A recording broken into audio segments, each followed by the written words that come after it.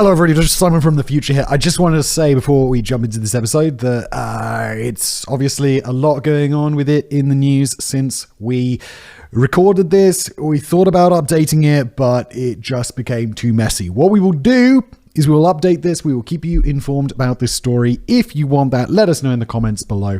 But everything about this is quite up to date. It's just not bang up to date. So enjoy, and that's it. Hello everybody, welcome back to another episode of Decoding the Unknown. I'm your host Simon, as always, in a new studio. I realise there's quite a lot of gap above my head here, but I'm in the process of moving studio, so cut me a little bit of slack. Everything else should be fine, should be sounding good. Also, the lighting is horrible. I'm sorry, and I'm sorry whoever's editing this and trying to fix this mess. Thank you. Thank you for your consideration. Just before we continue with today's video, if you ever Googled yourself and then scroll down the page and then you're like, oh, why is my home address there? How'd you get my phone number? Random website that shouldn't have my phone number. Might even have details of your relatives. It's kind of just all there, and it's very weird, and it's actually all legal, which is weird. That's where Incogni comes in, though. It's a privacy tool that goes after these websites, not just the usual shady data brokers, but pretty much any site where your info is exposed. You give them links, they handle the removals. Plus, with their unlimited plan, you can submit as many of those links as you want. You just drop them into Incogni's dashboard and their team takes care of it. Whether it's some obscure people search site or a public court records page, they'll go after it. So, if you're tired of your personal data being public, as you should be, fix it. Take back control at incogni.com/unknown and use the code unknown for 60% off their annual plan. That's incogni.com/unknown. And yes, the code stacks on top of any other sale. You're welcome. And now back to today's episode. We're doing an Epstein follow-up, by the way. Thank you to Dave who wrote this. I read it. That's the format of the show. Let's jump in. Any of you who've been around for the other offerings that I've made for this channel will know that I, Dave Page, have very little time for those who spend the entirety of their lives looking for things that are just not there. Okay. It's very, not generic, but wide sweeping. We did land on the moon. Stonehenge is not a... Just trying to quietly open a Red Bull. Not so quiet. Stonehenge is not a charging pad for alien spacecraft, and the rich old lady who built the Winchester Mystery House was not a crazy person obsessed with spirits, and no matter what anyone tries to tell you, nobody has ever been abducted by aliens and returned just in time to make bank from newspaper articles and television appearances. No, they haven't. It's like, how was your alien abduction? Oh, they probed my asshole. Did they now? Welcome to Earth. Still, even I am, on occasion, forced to admit that sometimes, especially when the various governments of the world are involved, things are not always what they seem. And to assume that they are can be, shall we say, slightly foolish. Oh yeah, no, there's plenty of conspiracy theories that turned out to be real. My absolute favorite one is the government's spying on you. They can't even do that. And then Edward Snowden's like, oh, they are. It's like, hell, that was insane. To be absolutely clear, I'm not talking about chemtrails, I'm not talking about secret forced sterilization programs, and I'm not talking about the 5G COVID microchip conspiracy, which is one of the most ridiculous. Not only has this channel covered these and treated them with the contempt that they deserve, there are also literal tons of evidence that can be found to debunk them. No, what I want to talk about today is perhaps the most controversial topic that does not involve an invasion currently in the news. A topic that caused more swearing and U-turns than a drunk driver trying to follow the instructions of a sat-nav speaking a different language. I am, of course, talking about Jeffrey Epstein. Oh, Jeffrey. Oh, Jeffers. Although Simon has covered Epstein over on The Casual Criminalist, a video that at the time of writing has received 2.5 million views, it came out 2 years ago, and at least according to my quick Google search, a lot of stuff has happened since then. Yes, Epstein's still in the news all these years later. I don't want to be like, we should just forget about that douchebag. But also, that guy, it just seems like a slimy piece of shit. Oh, and also a P word. This is not because the conspiracy theory that I covered over on Brain Blaze that suggests he's actually still alive turned out to be true, more that promises were made by certain politicians regarding certain information about just exactly who else may have been involved with Epstein's crimes, and as unbelievable as it is to comprehend, those promises haven't, again, at the time of writing, been fulfilled. I mean, surprise! Obviously, that last sentence was so heavy with sarcasm, okay, there we go, that I may go back and include some strengthening brackets. Well, you didn't, Dave, so I read it straight. And then I said surprise afterwards because I realized you were being sarcastic, as you obviously were. Oh. But what is actually surprising is that both the American public and the global public as a whole really aren't letting this one go. In most instances of broken political promises, the public whine and moan for a little while before, sucking it up and moving on. But when it comes to Epstein and the various powerful people with whom he may or may not have fraternized, the current United States administration is really struggling to bury this in the past like normal. So, why is this?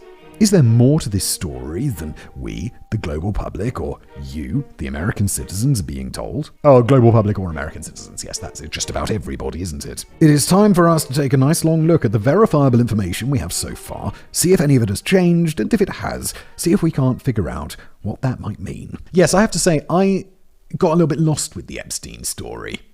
I know what happens, I know what Epstein did, but then there was this book that, did Trump sign something in it? There was the Black Book of Names as well. I got a little bit lost with the whole thing, so I'm also looking forward to getting some clarity myself. Thank you to Dave, who, makes the effort. I just sit here in a comfortable chair and read. It's a nice job, isn't it? Hold on to your daughters, everyone, as we jump back into the world of depravity, deception, and outright lies that surrounds the name Jeffrey Epstein. Just to make you all aware, I am going into the writing of the script assuming that you, the viewer, have a fair idea of who Jeffrey Epstein was, what he did, and how we all ended up here. Yes, Jeffrey Epstein was what was he convicted of in the end? Well, he's dead, so I don't really have to worry about the defamation thing. But he was kind of a PDF file. He was sex trafficking as well. And yeah, just seemed to be just a kind of a piece of who had lots of friends. Apparently he seemed to be very likable. But that doesn't mean you're not a piece of shit. To go into everything with the correct amount of detail would take 1 hour, 43 minutes, and 11 seconds. I'm guessing that was the length of the original Casual Criminalist video, and we don't have time for that today. If somehow you don't know the story and you have a spare 1 hour, 43 minutes, and 11 seconds, then you could do a lot worse than checking out the video called Jeffrey Epstein Sexual Abuse Pyramid Scheme Style. Not only did Simon and Chris do an excellent job in telling the story, it, by pure coincidence, conforms exactly with the rather unusual amount of time that I said that it would take to learn everything. Funny how these things work out, isn't it, Dave? If you absolutely insist on proceeding without doing your homework, I will provide a brief, and I really do mean brief catch-up, some of which I may or may not have borrowed from my Brain Blaze episode about the Epstein conspiracy theories. Wow, we're talking about all of the Whistlerverse channels today, aren't we? Epstein grew up as part of a middle-class family in Brooklyn. After graduation, but without obtaining a college degree, he somehow obtained a job teaching both mathematics and physics at Dalton, an elite Manhattan private girls' school. While there, he became friendly, nobody seems to know quite how friendly, with the daughter of Ace Greenberg, the chairman of Bear Stearns. Holy, that's a fancy-ass school. My kids go to quite a nice school, and I'm like, in the class, there's 2 people whose parents are, famous, in the country here in Czech. And I'm like, wow, what are the odds? I guess I'd have to include myself in that. So 3, there's not that many kids. Epstein would later tell Steve Bannon, who would go on to be almost solely responsible for the first successful presidential run of Donald Trump, that on the strength of his daughter's recommendation alone, Greenberg hired him. Epstein quickly rose within the company to become a limited partner before leaving to go it alone. Exactly what he did while going it alone isn't exactly clear. He is believed to have offered financial advice to anonymous billionaires, perhaps possibly alleged billionaires who obtained their money in, shall we say, some less than legal ways. Whatever he did, he appeared to be very good at it, becoming by some estimations a billionaire several times over. Holy shit. Wait, was he just kind of is he like a fancy Saul Goodman? Is he just going out there, he's being so you've become rich, have you? Through some slightly less legitimate means. We're going to need to set you up with a car wash. Wash these cars, you sexy bitches! They're filthy, and so are you! I mean, there's going to be demand for that. Unfortunately, Epstein wasn't just into money, he was into girls as well. More specifically, very young girls. What he was alleged to have done with these girls would eventually catch up with him, and on the 10th of August 2019, he was found dead in his prison cell while awaiting trial for sex trafficking. Oh no! The formal cause of death was given as suicide by hanging. Oh no! It is this last bit that I'd like to start with. First of all, apart from an elaborate plan cooked up between Epstein and his then cellmate in order to try and get himself moved to a better cell, he had not shown any indication that he was suicidal. And a side note here, although this is the official story, due to some inexcusable stupidity on the part of security operatives, the wrong CCTV footage was saved, so it cannot be verified. His state of mind can be at least partially confirmed if we look at a message he sent to a friend a couple of hours before his death. He seemed in reasonably good spirits. Hello there, friend. Yes, I'm in jail for sex trafficking. It's all caught up with me eventually. I don't know why I'm giving him a British accent. I just think of Prince Andrew. Sorry, Mr. Mountbatten Windsor. He got his princeness taken away like he deserves. What a douchebag, allegedly. Mentioning that the situation was crazy and apparently, with no pun intended, saying that he was just hanging around. Furthermore, several of his lawyers were under the impression that he may have a way out. In his book, Too Famous, the last section of which is dedicated entirely to Epstein, award-winning journalist Michael Wolff wrote, more immediately, the news was in fact fairly good. In an all-hands meeting with his lawyers on Friday the 5th of August, he was told that his bail appeal would be filed with the Second Circuit on Monday. The expectation was that the Second Circuit would reverse the district court, or failing that, return the case to the judge with instructions that he could not take evidence from news accounts or base Epstein's flight risk and danger to the community on circumstances more than a decade old. The world, having shunned him, would not have made a great deal of difference.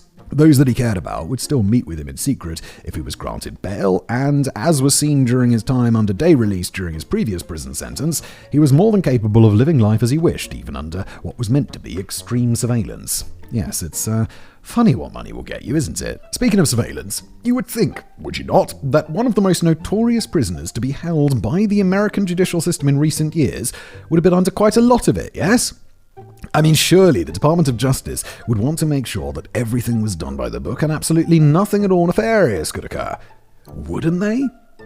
The Metropolitan Correctional Center, or MCC, in New York, now apparently closed, has held some truly infamous characters. These include, but are not limited to, Bernie Madoff, El Chapo Guzman, and the terrorist Ramzi Youssef. Was he the Boston bomber? So you could be forgiven for thinking that it would be impossible to pick your nose in there without being caught on at least 2 cameras. When the news first broke that Epstein had unalived himself, that's what I thought as well. I naively believed that if anything untoward got on, it would almost definitely have been immortalized for investigators, if not the rest of the world, to see. So, how did all that go down? Referring back to the book of Michael Wolff, which was, for quite a while, the most comprehensive collection of information on the subject, it appears that the official line was that the footage was mysteriously missing for some time.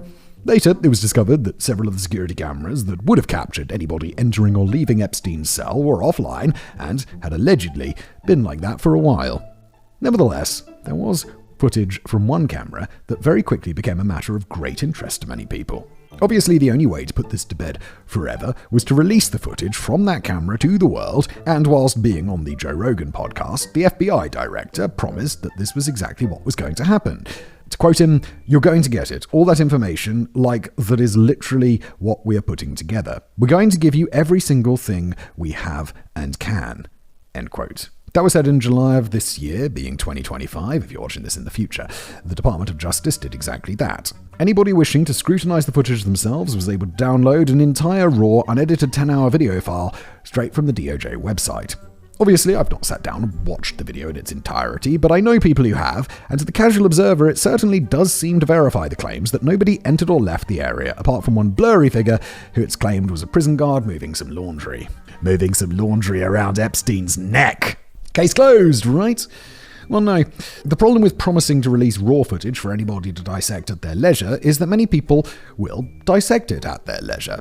As it turns out, there are quite a few people out there who really know their stuff when it comes to video footage, and it was a matter of a few hours before some of those people became very angry indeed. Please don't tell me they doctored the footage. If they doctored the footage, that is so mad suspicious. A quick YouTube search will provide you with a plethora of breakdowns of this footage, but the one I'm choosing to draw from comes from Mutahar over at Some Ordinary Gamers, simply because I personally trust his work, even if it turned out that he was not an engineer. It has Adobe thrown into it. Adobe Media Encoder 2024. You can see exactly when it was made, when it was modified, when the metadata was created. I remember that scam. That was quite recent, right? For anybody who wants a breakdown from one of the internet's most prolific busters of bullshit, CoffeeZilla, who is excellent, by the way, has several good videos on the topic as well. Before we get into this, it might be helpful to provide a little bit of information on how videos and video editing work. I appreciate that, especially for Simon, this will be repeating a lot of stuff that appears to be obvious, but not everybody knows or cares how this stuff works. Sadly, for the next bit of the script to make sense, a bit of school is necessary. Now, if you're going to be consuming videos on YouTube, Netflix, or any other platform, then what you're seeing is very rarely truly original footage. No, it's massively compressed and all that. Even this video that you're watching now will have been tinkered with in various ways. Oh boy, will it. I'm looking at my raw output footage there. We're just really experimenting with a few different formats to see what you guys really like. And that is not what you will be seeing, dear viewer. It is, I got this little monitor down there. It's quite a big monitor, actually. I don't know why I said little. It's just buying TVs and plugging them into the cameras is cheaper than buying the dedicated monitors, so I just have like small TVs. That is not what you're going to be seeing, because that is really messy. Filters may have been added, color correction may have taken place, all complicated things that I don't really understand, but Simon's elite team of editors deal with on a daily basis. Depending on the format used in the original recording device, the footage will also have undergone some sort of format conversion and compression, if only to make YouTube happier about it. Oh yeah, I'm recording in a compressed format. It's going to be compressed when it's exported. It's going to be compressed the out of when it's put out on YouTube, because you can download like an HD video from YouTube and you're like, why is it so tiny? It's compressed the out of. Eventually you end up with the finished product, which is what goes out to your adoring public.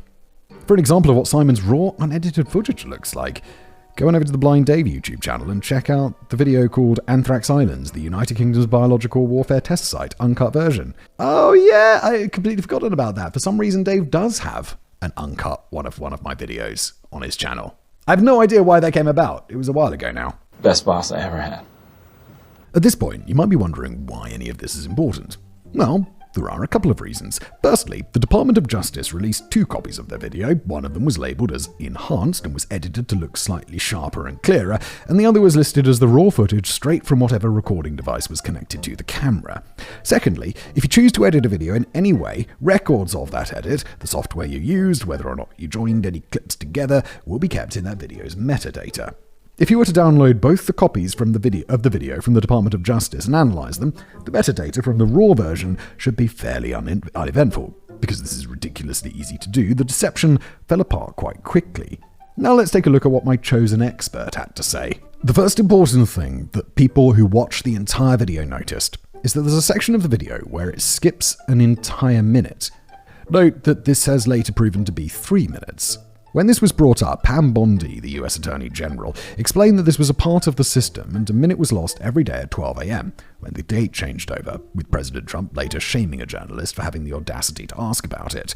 A ridiculously antiquated setup for such an establishment perhaps, but in and of itself, not entirely unheard of. When I was a kid, way back in 2002, my neighbor and I set up a CCTV system to cover our cars parked outside 3 or 4 houses. And this system did indeed lose a bit of footage when the days turned over. That being said, this was something that we put together with cheap that we purchased from Maplin Electronics. Holy shit, that's a blast from the past. Rip to the goat. Oh, I guess Maplin Electronics doesn't exist anymore. It wasn't something that was keeping an eye on an entire prison population. No, but also, would you be super surprised if it's like, oh no, those Minuteman missiles? Yeah, no, they're running Windows XP.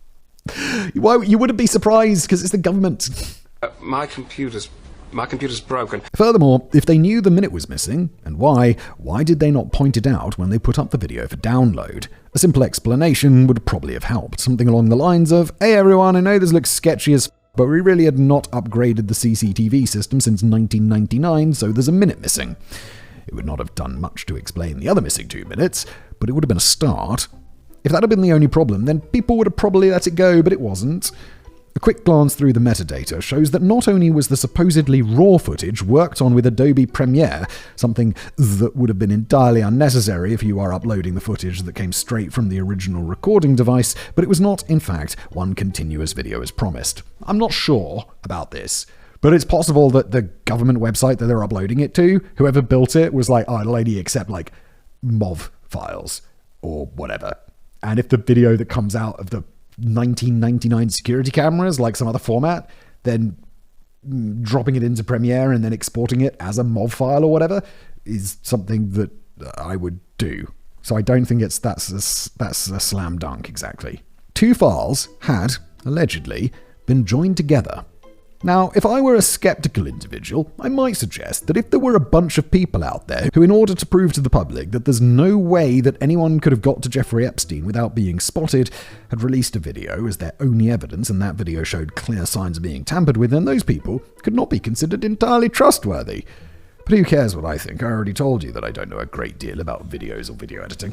The internet as a whole wasn't prepared to take my opinion as proof either, so Wired enlisted the help of a digital forensics expert. Whilst we must make it clear that neither the expert, myself, or I assume Simon are claiming that the government definitely did something nefarious, we're definitely not doing that, the expert, and indeed several other experts in the same field, said that the raw footage had been altered to enough of a degree that it would not be admissible in court as evidence. As it happened, though, this was only the start of the problem. Sometimes people have just too much time and money, or to put it in a more charitable way, care so much about the truth that they're prepared to go to extraordinary lengths to get to the bottom of something. Coffeezilla is one of those people. You really know you've hit the bottom of the shitty scammer pile when he makes a video about you. I'm already not at the bottom of the pile, dude. He's taken down like some big players. I'm almost tempted to make a crypto coin and rug it just so I can receive this prestigious award. Davies, I'm like, that don't want a Coffeezilla video about me. Anyway, bromance over, let's talk about what he did. Upon the release of the video, it was claimed that the footage conclusively proved that there was no way that anyone could have got to Epstein without being seen. How could this be tested? By creating a digital 3D model of the environment and testing it, of course, so that's what he did. I don't know how I missed this video from Coffeezilla. Now, if we assume that this representation is accurate, and having checked this by the simple expedient of going through the comment section on the video and finding nobody claiming it wasn't, I'm inclined to do so. Anyone walking up the right-hand side of the staircase in the direction of Epstein's cell is completely undetectable by the camera. Oddly enough, the government already knew this before they claimed that they would be showing us everything. In a different report, one produced before the promise of the video's release, they described it as a partial view of the L-tier staircase.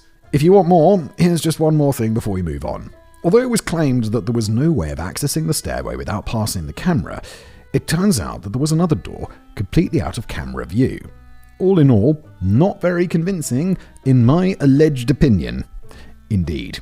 I know I said we were going to move on, but before we do, we must just quickly mention these last two things. With regards to the footage, a government source allegedly told CBS that not only is there an unreleased copy of the footage, which contains the missing minutes, but there's also an entirely different available camera view that has not been released to the public. Okay, an alleged source. I don't know how verified that is. If this is true, and it's a really big if, then the publicly released footage is even more useless than it's already been proven to be. As I promised twice, this is the end of the video section, or at least I hope it is. Twice now I've got to the point of submitting this script, only to have something more pop up in the news just as I go to do it, so I mean, who knows. Now let's move on to the truly baffling story of the Epstein files. The FBI holds files on many people, and after the raid on Jeffrey Epstein's properties, the files that they had on him swelled considerably. They were reputed to contain lists of everyone that Epstein did business with, both on an actual professional basis and, let's say, a more recreational level, as well as who had flown on his private jet and visited his private island. In addition to this, terabytes of illegal pornography. I changed that slightly, so Simon might still get the video monetized, but I'm sure you'll know what made the pornography illegal, and a quite frankly priceless collection of photographs of various top celebrities in compromising positions with young girls. Perhaps the most famous of these alleged images was described by Michael Wolff, who swears to have seen it, as showing convicted felon and second-time president of the United States, Donald Trump, with two young ladies, both of whom appeared to be pointing at a rather unfortunately suggestive stain on his trousers. Bruh. After Epstein's alleged suicide, people started to show an interest in just exactly what those files actually did contain, and more importantly, just exactly who might be implicated in them. Because the Biden administration did not seem to be in a great rush to hand them over to the public, Trump ran a large part of his campaign on hinting that he definitely probably would. Maybe. It sounds like, if Michael Wolff is not lying, it sounds like that's a pretty bad idea on Trump's part, so he probably doesn't want to do that. If you are, like me, unable to prevent yourself from tuning into the news on a day-to-day basis, even though you know it'll make you bored, angry, or both, you will definitely be aware of the following question and answer between a reporter and Trump. Would you declassify the Epstein files? Yeah, I would.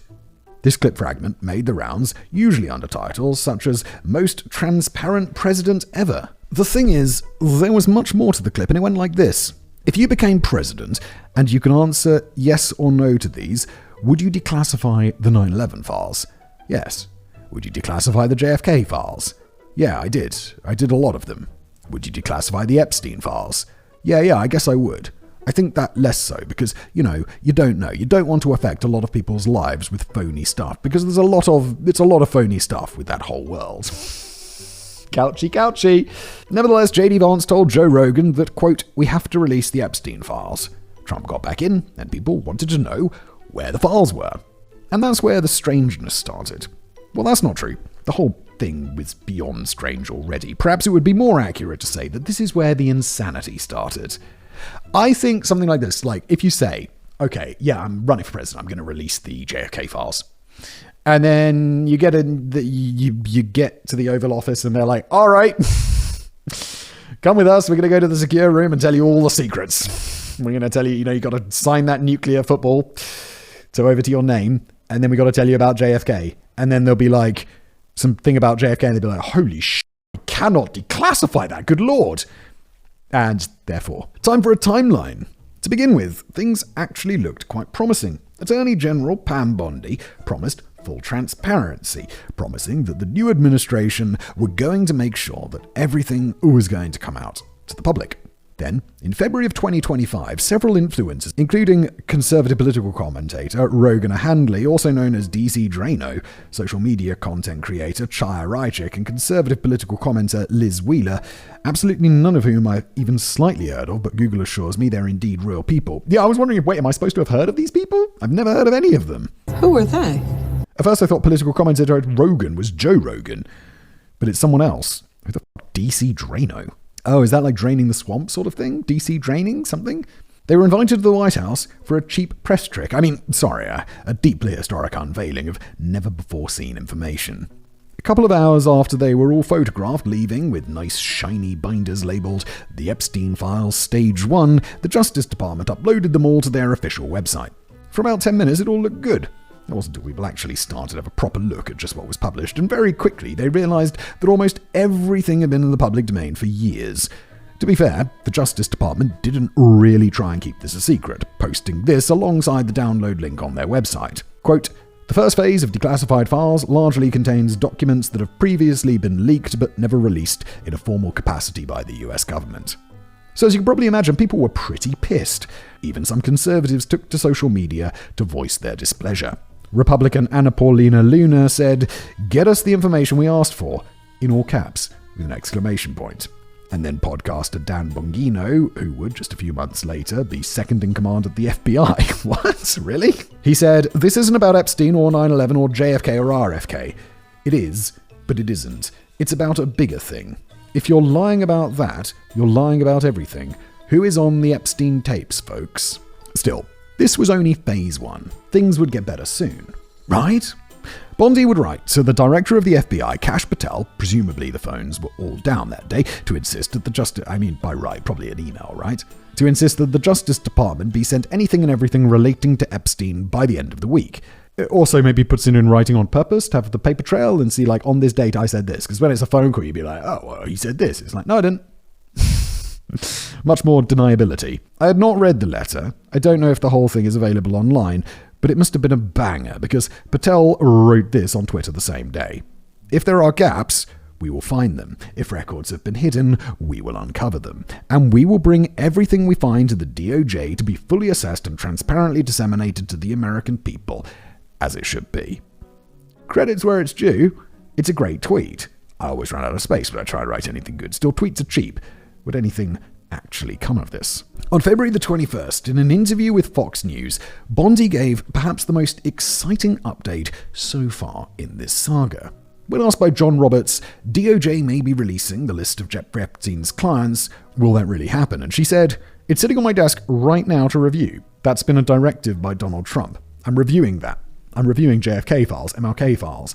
That's all in the process of being reviewed because that was done at the directive of the president from all of these agencies. End quote. In May, there was at least small signs that due diligence was being done, as Bondi announced that there were tens of thousands of videos of Epstein with children, going on to say, and I completely agree with her here, that they would never be released to the public. No, they should be burned.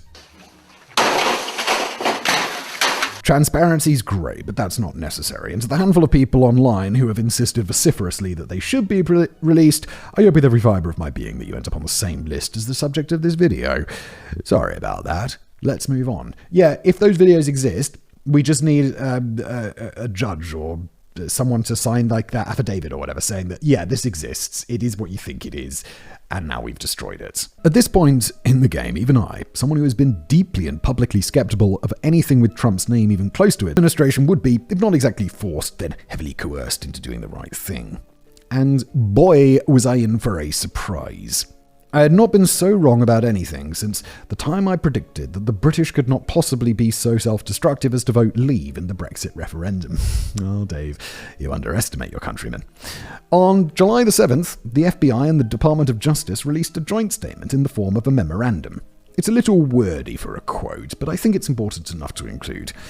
As part of our commitment to transparency, the Department of Justice and the Federal Bureau of Investigation have conducted an exhaustive review of investigative holdings relating to Jeffrey Epstein. To ensure the review was thorough, the FBI conducted digital searches of his holdings, and the Department of Justice reviewed all materials in its possession. One of our highest priorities is combating child exploitation and bringing justice to victims. Perpetrating unfounded theories about Epstein serves neither of those needs. To that end, while we have laboured to provide the public with maximum information regarding Epstein and ensured examination of any evidence in the government's possession, it is the determination of the Department of Justice and the Federal Bureau of Investigation that no client list exists. We did not uncover evidence that could predicate an investigation against uncharged third parties. Therefore, no further disclosure would be appropriate or warranted. Okay, so the Department of Justice is saying the Epstein list doesn't exist. Basically, as far as anyone who had a say in the matter was concerned, that was it. Nothing here, no more questions, kindly f*** off. The public outcry from this was so extreme that, albeit briefly, it caused a quite wonderful thing to happen. Almost everyone, regardless of their political affiliations, banded together to be furious with the same people. The true MAGA lot were furious with Trump because they felt betrayed. The other side were furious with the Department of Justice for potentially depriving them of new information to help bring Trump down. And the media was furious with both of them because they wouldn't have a brand new list of people to expose over the next few years. The harmony was beautiful. Personally, my favourite thing to come out of all of this was when Alex Jones appeared in a video during which his feelings of betrayal were so high that he genuinely appeared to cry. If you haven't seen it, I seriously recommend you check it out, especially if you're having a bad day. Is Alex Jones... Didn't they take away all his shit? What are you still doing? What's up with Alex Jones these days? I feel he kind of dropped off. Or did he just kind of fall out the news for a while? He got sued for like $1 billion or something, didn't he? The next thing that was needed was, of course, damage control. In a somewhat bizarre turn of events, the official line became, at least for a while, that it really wasn't a big deal, and people should get over it and move on. When a reporter asked Pam Bondi a question about the recently released memo and why she had said that the list was on her desk waiting for her to review before it went out to the public during what I believe was a press conference, Trump interrupted her before she could answer and said, "Are you still talking about Jeffrey Epstein? This guy's been talked about for years. You're asking, we have Texas, we have this, we have all the things. And are people still talking about this guy, this creep? That is unbelievable." She did, however, answer the question, claiming that when she said it's sitting on my desk right now to review, she was actually referring to the collective works of the Epstein files, JFK files, and MLK files. Personally, I'm not entirely sure how this makes any difference. Oh, because the list could be some other list. Presumably the list was there because she said it was, and the presence of other paperwork probably didn't make it mysteriously disappear. As part of my research for this video, and just because I've been following this as a welcome escape from British political woes, I've watched probably hundreds of hours of other videos on the topic. One of these, from a guy who studies things like body language and speech patterns and all that stuff, raised an interesting point that I hadn't noticed, but once mentioned, I could not unnotice. The thing that Pam Bondi seems to be going for is the idea that she made a confusing yet forgivable linguistic error, merely a slip of the tongue, which, through no fault of her own, led to the rest of the world believing that she was releasing a client list which obviously didn't exist. Yeah, I think that it's believable, but I get the feeling it's about to be shut down, so let's see. Here's the thing. In almost everything I've listened to, she is direct to the point, leaving little to no room for ambiguity. Whilst this, in and of itself, is a small thing, for me at least, it makes the idea that she is trying to allegedly sell even harder to believe. Just a thought, and I'm happy to debate this in the comment section. No time for that now, though. We must regrettably move on to what happened next. With morale of the base at quite possibly an all-time low, one member even telling Steve Bannon that they had voted to uncover the deep state, and now that Trump had become the deep state, it was time to engage in that time-honored political pastime of blaming somebody else.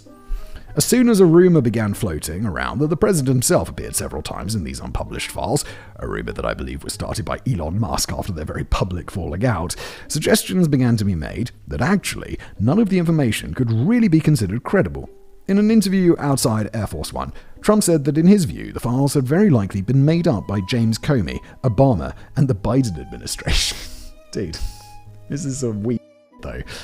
I would like to stop for a moment and point out a few things. Firstly, no matter how hard people have tried to play this down, Trump and Epstein were good friends for a very long time. The evidence is genuinely irrefutable. They have been photographed together, there are videos of them together, there is a signed drawing made by Trump for Epstein's birthday book. The list does go on and on. There's no way that in any deep well of information on Epstein, Trump's name is not going to be there at some point. After all, Stephen Hawking managed to get mentioned, and to the best of my knowledge, they never actually met. And note from future Dave here, okay, Stephen Hawking did meet Epstein, even travelling to his private island for an event.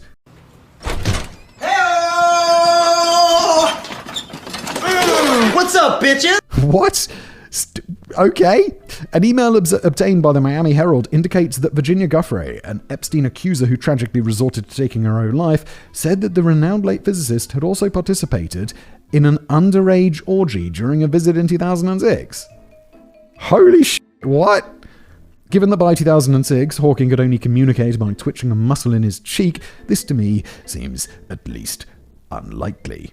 And it also really it calls into question other things that she said.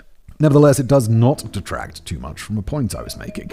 Just because you knew a bad person, it does not necessarily mean that you are guilty of the same things that they are. Trying to rewrite history isn't a good look, but it is conceivable that this is just a panic response rather than an admission of guilt. I personally don't think it is, but I am more than happy to be proved wrong. As to whether or not anyone will ever get any proof of anything, that is still a matter that is yet to be resolved. Obviously, the best way to clear up exactly what happened and who is guilty of what would be to release everything, or at least release as much as you can without giving out the names of innocent victims. Well, yes, that's what redacting is for. It seemed for a brief while that Senator Chuck Schumer may have come up with a way of forcing the Justice Department to do this. According to NBC News, quote, he pitched an amendment to the sweeping defense policy bill being debated by the Senate. His amendment mirrored the language of bipartisan legislation from Representatives Thomas Massie, Ro Khanna, who have voted to force a similar vote in the House. There has been so much lying, obfuscation, cover-ups. The American people need to see everything that's in the Epstein file, and my amendment would make that happen. The Senate would ultimately vote to defeat this motion, but with such a slim margin that there is perhaps still hope for the future. Important people are still pushing anyway. Senator Dick Durbin released a statement shortly after the defeat, which reads in part, "The Epstein files must come to light in a manner that protects survivors of his abuse. That's why I joined my Democratic colleagues in voting in favor of releasing them." At the moment, there is potential for a vote in the House that, if successful, could force the files to be released. But as the majority of US political functions are in shutdown due to budget disagreements, a situation that at the time of writing shows little sign of being resolved soon, but I believe is actually being resolved right now. It was in the news this morning that they're on the precipice of finally ending the longest shutdown in history. If you're a government worker and you get shut down, do you still get paid? Because every year you'd be like, government shutdown, let's go! Does that mean the post doesn't work? What the f*** happens in a government shutdown? It's quite an alien concept to me. Should anything further interesting happen before Simon records the script, I'll of course make an additional amendment and bring everything up to date, but that is how things stand at the moment. There is one more thing I feel that we should talk about before I upload this and start pestering Simon to record it, and that is the continuing debate as to whether or not Jeffrey Epstein actually killed himself. Now, I'm not going to get into the weeds on this, but it is perhaps the most important aspect of this entire situation. After all, in spite of all the other name-blaming that has been going around, Epstein died on Trump's watch, and should it ever transpire that he did not kill himself, then not even the staunchest MAGA voters would have an easy time explaining it away. I mean, imagine what it would do to Alex Jones. To start with, let's take a look at the official timeline. Most of this information comes from an article on CNN's website, but I looked around and it seems to be the same everywhere. I'm just using the CNN version because their website doesn't make my screen reader scroll all the way back to the top of the page every time I switch between it and my word processor of choice. On July the 10th, 2019, quote, Epstein is assigned to the prison's special housing unit, known as the SHU, due to risk factors for suicidality and safety concerns related to housing him in general population. In the SHU, inmates are assigned to 6 separate tiers, each of which has 8 cells. End quote. Wait, so they put him in a suicide watch cell, and he managed to kill himself anyway? 2 days after this, he'd be denied bail, and he was sent right back to the same place to await a day for his trial. On the 23rd of July, he's found by guards on the floor of his cell with a bedsheet around his neck and moved to the hospital wing of the prison and placed under 24-hour-a-day surveillance. Wait, so he tried to kill himself once already? It's worth noting at this point that several people close to Epstein claimed that this was a planned attempt not to kill himself, but to secure better conditions within the prison. On the 30th of July, he was again transferred back to the SHU, this time placed in the cell closest to the correctional officer's desk at a distance of approximately 4.5 meters, or for our metric-impaired friends, that's about 15 feet. Because he was now deemed to be a suicide risk, he was mandated to have a cellmate at all times until further notice. This appeared to be standard practice and does make complete sense. On the 31st of July, he once again appears in court, whereupon he is told that his next appearance will be on the 8th of October. On the 9th of August, at 8 a.m., his assigned cellmate was transferred to another prison in what was claimed to be a pre-arranged move, although no new cellmate was assigned. This next bit is copied directly from an indictment of 2 prison officers on duty that night and took place at 4 p.m. the same day. Tova Knoll, a 31-year-old officer at MCC, begins the first of 2 back-to-back 8-hour shifts in the SHU. Knoll has been employed as a correctional officer at MCC since about 2016, so 3 years there. Knoll and an unnamed Officer 1 do not perform the required 4 p.m. institutional count. They complete and sign a count slip, falsely saying that they did. The count slip is collected and delivered to the control center, where officers are responsible for comparing the count slips to the institution's inmate roster. This just sounds like they're not necessarily covering anything up. They're just lazy. It's like, yeah, no, they're all there. Sure, I mean, where the would they go? Based on the falsified count slip, the control center clears the 4 p.m. count. At 7:49 p.m., Epstein returned to the cell block after spending time with a member of his legal team. According to Michael Wolff, he was quite literally paying attorneys to spend as much time at the prison as was allowed, simply so that he had to spend less time in his cell. Upon arrival, he was escorted back to his assigned cell by both the previously mentioned guard and one other unnamed officer. At 10 p.m., it's lock-up time and all inmates are secured in their respective cells for the evening. Epstein, who still should not be unattended, goes into his cell alone. Also at 10 p.m., Officer Knoll once again fails to complete his rounds, although he does sign the paperwork to say that he did. Laziness.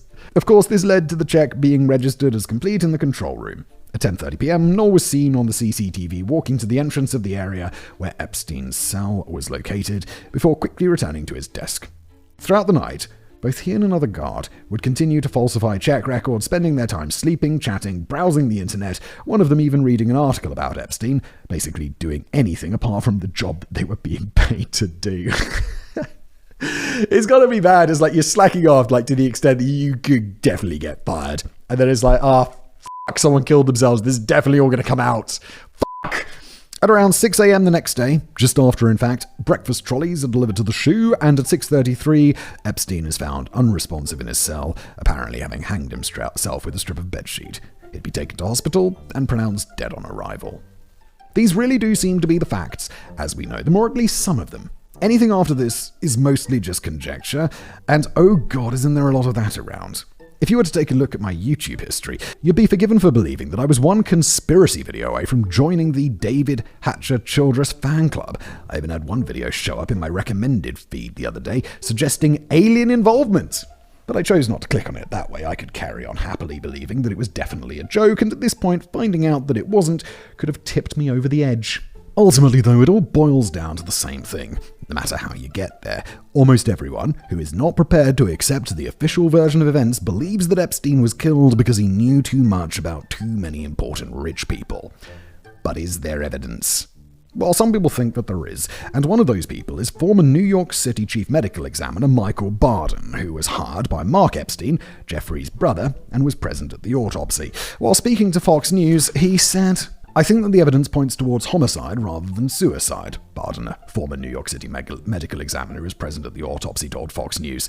Multiple fractures found in Epstein's neck, specifically the hyoid bone and thyroid cartilage, were very unusual for suicide. Epstein's injuries were more indicative of homicidal strangulation.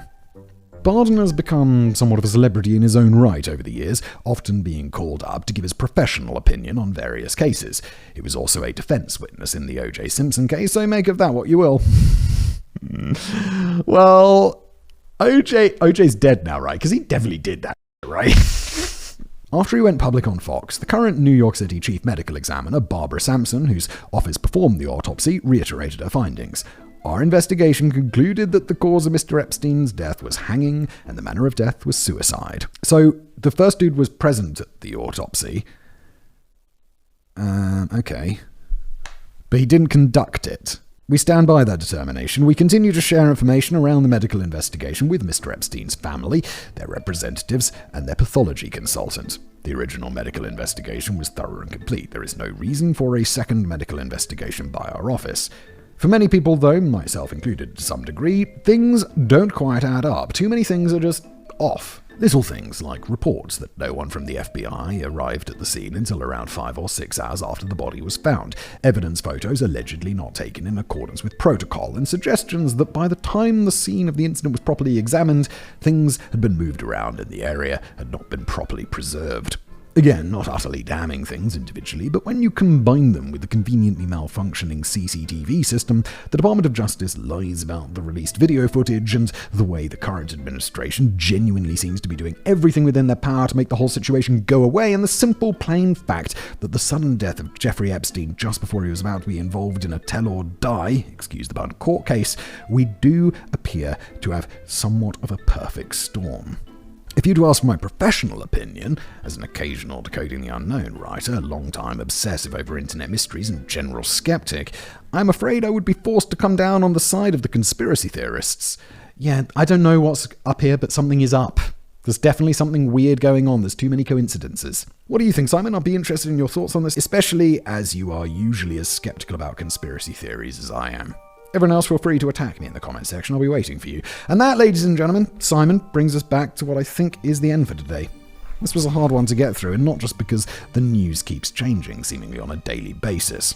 Writing anything about Epstein instantly presents a number of challenges, not least of which being that it is a hard subject to inject humor into without coming across as disrespectful or flippant, and that has given me even more respect for the work Chris did on the original video for The Casual Criminalist. Nevertheless, I've enjoyed my latest visit to Decoding the Unknown, and will return soon. Yeah, and with that, thank you for watching. It's like, holy shit, and the guards? It's just like, there is so much smoke. There is so much smoke. There's gotta be a fire.